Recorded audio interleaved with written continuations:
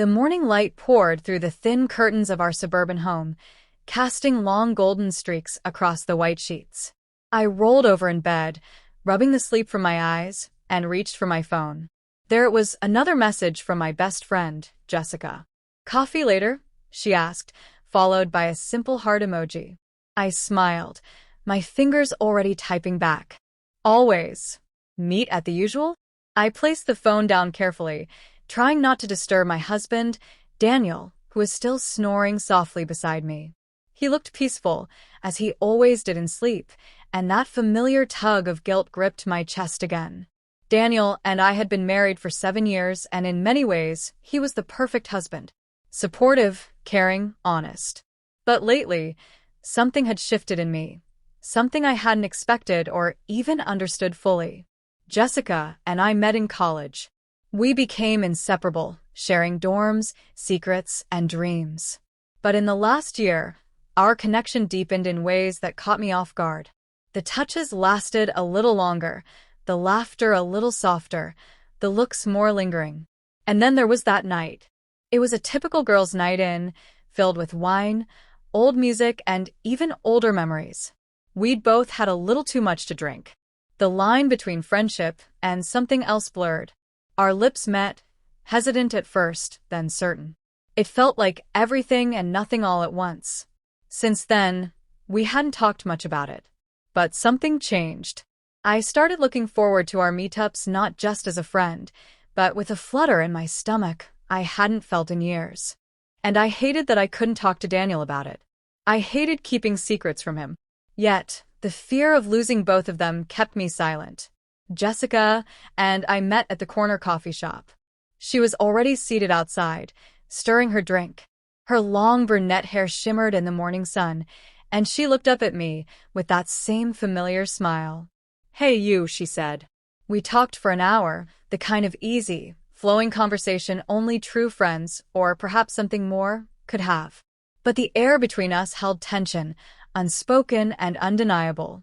Back home, Daniel was folding laundry. "You've been out with Jess a lot lately," he said, not accusing, just observing.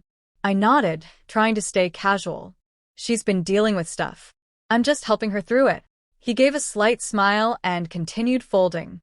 That was Daniel, never one to push, never one to pry. But I could sense it. He knew something was off. And I knew I couldn't keep pretending. Then came the night everything unraveled, and oddly, also began. Jessica came over for dinner. She brought wine, as always, and we cooked together while Daniel manned the grill outside. Everything felt easy, natural. Like the old times, but deeper. After dinner, Daniel complained of a migraine and went to bed early. Jessica and I stayed back, cleaning up. The house was quiet, lit only by soft lamplight. As we stood in the kitchen, shoulder to shoulder, I turned toward her. She was already looking at me. There were no words. We kissed. It was soft at first, hesitant, but then deeper. Real. I didn't hear him come in. "Claire?" Daniel's voice broke through the moment, like a crack of thunder. I turned sharply, and there he was, standing in the hallway, stunned. Jessica stepped back, her face pale. "Daniel," I said, breathless. But he didn't say anything. He just looked at us, then turned and walked away. I rushed after him. "Daniel, please." "It's not what it looks like," I lied. He turned, his expression unreadable. "Claire, I saw what I saw. How long has this been going on?" I stood there, frozen. "I don't know. It just happened. I didn't mean for any of this." We stayed up all night talking.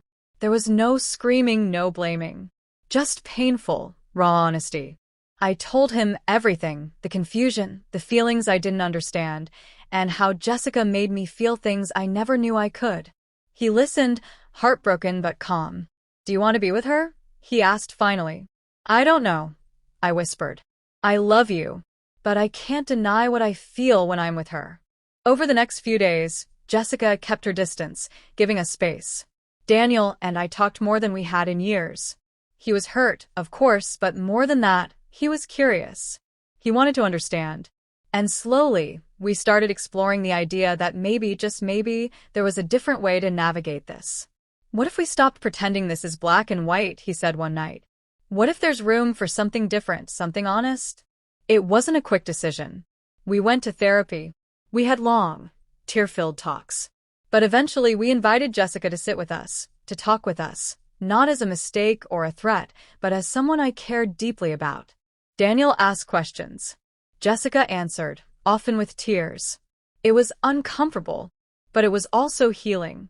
We didn't know what we were doing. There was no map for this. But we made a choice to move forward together, all three of us, in a way that felt honest and respectful to everyone involved. Not a game, not a fantasy, a real, emotional bond rooted in understanding, communication, and love. People didn't understand. Some judged. But we stopped living for others and started living for us. The laughter returned to our home. So did the peace. And yes, the love. Unexpected, unconventional, but real. Now, I look back on that night and realize it wasn't the end. It was the beginning of something raw, real, and rare. And sometimes, what seems like a mistake can become the moment everything changes for the better. We chose truth. We chose each other. And that made all the difference.